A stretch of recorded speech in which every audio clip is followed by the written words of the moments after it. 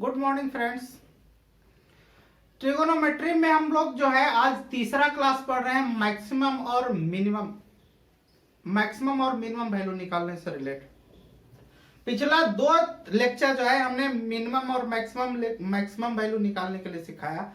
आज मिनिमम और maximum value जैसे मान के चलिए कि a sin square theta plus b cos square theta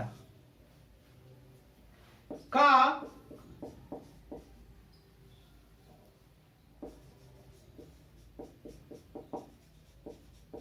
maximum और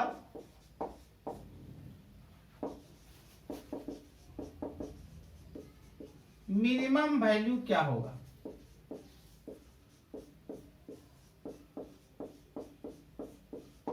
ये क्वेश्चन है हमारा।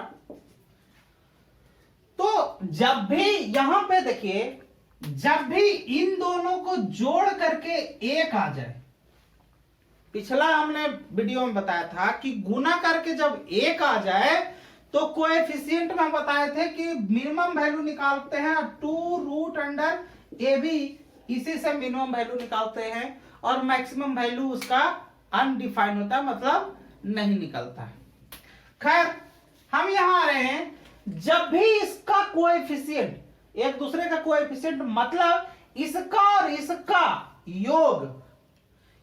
और इसका योग यदि एक के बराबर आ जाएगा तब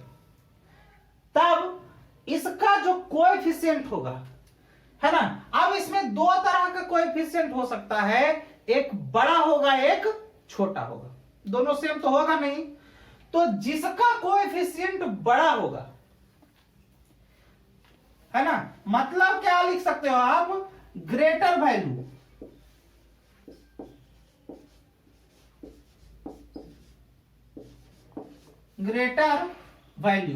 तो ग्रेटर वैल्यू मतलब कोएफिशिएंट, जिसका कोएफिशिएंट बड़ा हो, जिसका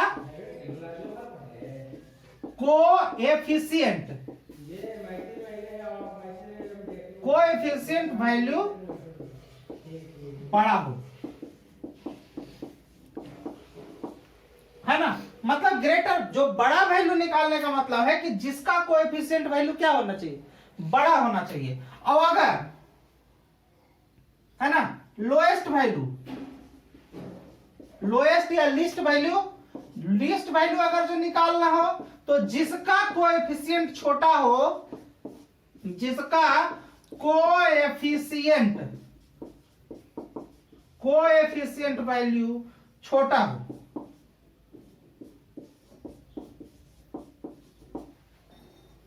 तब जो है इसका मैक्सिमम और मिनिमम वैल्यू आप पता कर सकते हो।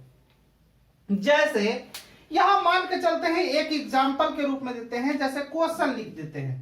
क्वेश्चन है कि जैसे 4 sin स्क्वायर थीटा माइनस, यहां पहले प्लस लिख दे रहे हैं, प्लस 5 cos स्क्वायर थीटा का मैक्सिमम और मिनिमम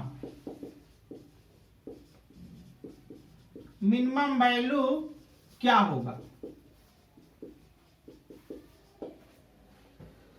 तो 4 sin स्क्वायर थीटा और 5 cos स्क्वायर थीटा का मैक्सिमम वैल्यू, हम क्या बोले कि अगर इन दोनों का योग एक के बराबर हो तो जिसका कोएफिशिएंट बड़ा होगा वह क्या, बड़ा वैल्यू, और जिसका कोएफिशिएंट छोटा होगा वह क्या होगा, छोटा वैल्यू होगा। इसका मतलब है कि अगर जो हम इसका मिनिमम वैल्यू अगर जो जानना चाहेंगे तो मिनिमम वैल्यू जो होगा वह कितना हो जाएगा, 4 हो जाएगा, और मैक्सिमम जो वैल्यू हो जाएगा, मैक्सिमम वैल्यू कितना हो जाएगा, ये हो जाएगा 5 हो जाएगा। ठीक, तो इसी टाइप का क्वेश्चन आता है। जैसे इसी में एक टाइप और क्वेश्चन होता है, पहले हम इसको मिटा देते हैं। जैसे एक क्वेश्चन है, क्वेश्चन पूछा गया है कि sign theta into cos theta का मैक्सिमम वैल्यू और मिनिमम वैल्यू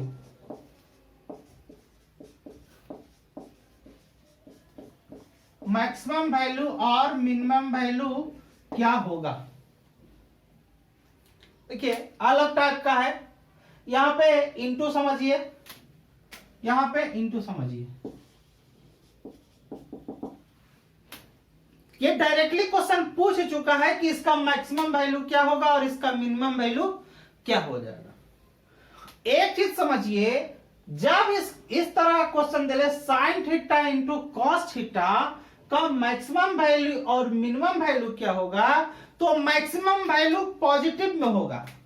क्या होगा, मैक्सिमम वैल्यू जो होगा पॉजिटिव होगा और मिनिमम वैल्यू होगा जो निगेटिव होगा। एक चीज समझिए, अब इसका मैक्सिमम निकालना है। अब एक चीज समझिए, जो जितना बड़ा है ना, जैसे कोई व्यक्ति है तो कहेगा कि हमसे 10 साल बड़ा है, तो हमसे 10 साल बड़ा है तो एक तो सेंस हो गया कि हमसे 10 साल का बड़ा है।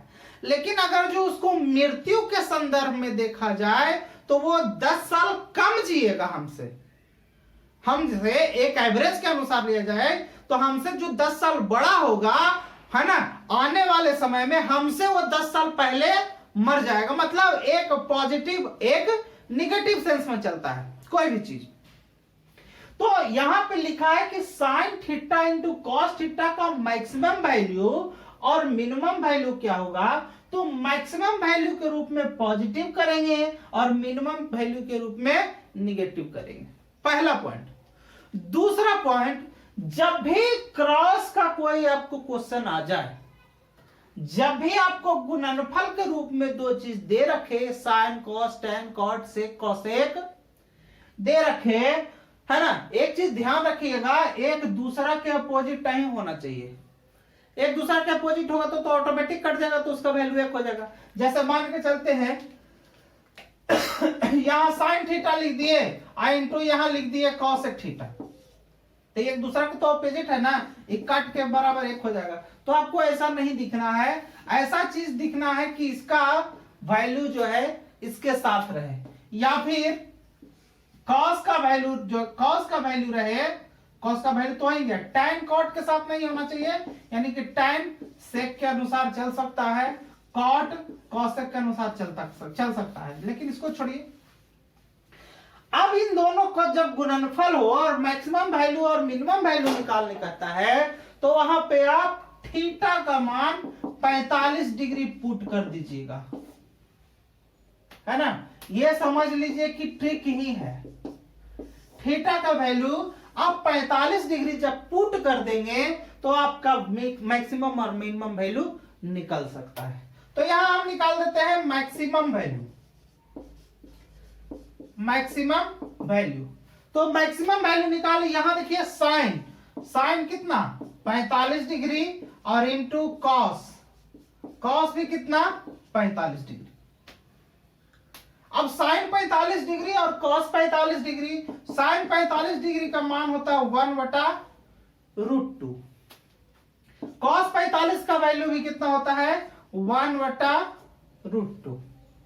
तो कितना हो जाएगा साइन 45 कॉस 45, तो यानी कि 1/, ये देखिए एक तो ऊपर में रह जाएगा √2 गुना √2 है ना, तो ये हमारा क्या हो जाएगा मैक्सिमम वैल्यू हो जाएगा। यदि पूछ दे कि मिनिमम वैल्यू क्या होगा,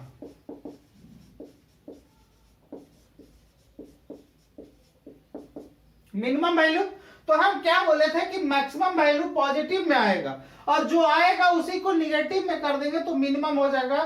तो मैक्सिमम अगर जो 1/2 आ रहा है तो मिनिमम कितना आ जाएगा 1/2 आ जाएगा, और यही हमारा क्या हो जाएगा आंसर हो जाएगा। तो ऐसा ये क्वेश्चन आपका हूबहू एसएससी के एग्जाम में पूछ चुका है।